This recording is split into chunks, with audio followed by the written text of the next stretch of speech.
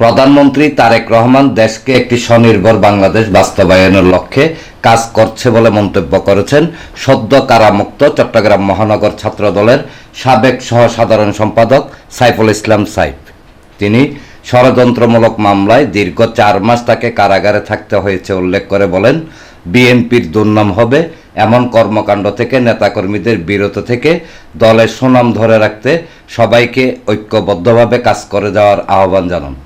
বেশ কয়েকটি মিথ্যা মামলায় দীর্ঘ 4 মাসের বেশি কারাভোগের পর আমার ছোটো ভাই শাহিনের সহযোগিতায় এবং বিজ্ঞ আইনজীবীদের সহযোগিতায় গতকাল কারামুক্ত হইল। আমার এই উপলক্ষে সবাই দেখতে আসলো, নেতাকর্মী, আমার সহযোদ্ধারা, শুভাকাঙ্ক্ষী, ছোটো ভাই যারা আছে সবাইকে অসংখ্য ধন্যবাদ ও কৃতজ্ঞতা।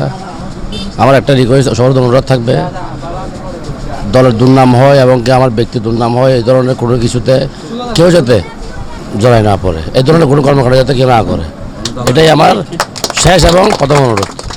বৃহস্পতিবার বিকেলে ছাত্রনেতা সাইফুল ইসলাম সাইফ সদ্য কারামুক্ত হয়ে নগরীর বায়েজিদ বোস্তামি থানার বার্মা কলোনি এলাকার দলীয় কার্যালয়ে আসলে বিএনপি, যুবদল ও অঙ্গ সংগঠনের নেতৃবৃন্দ সহ সর্বস্তরের জনসাধারণ তাকে তাৎক্ষণিক সংবর্ধনা প্রদানকালে তিনি এসব কথা বলেন। এনামুল হক লিটন, প্রগতি 24 টিভি।